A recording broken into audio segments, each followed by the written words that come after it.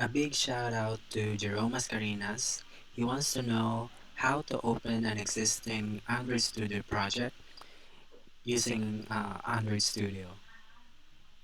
So the project is located on the desktop.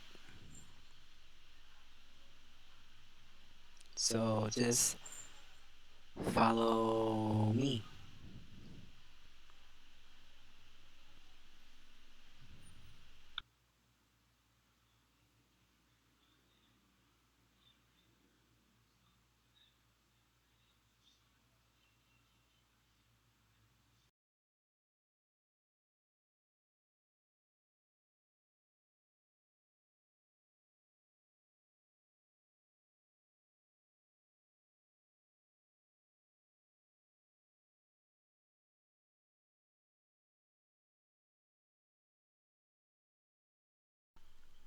Please click the blue thumbs up button for a better YouTube algorithm. It would help my videos a lot.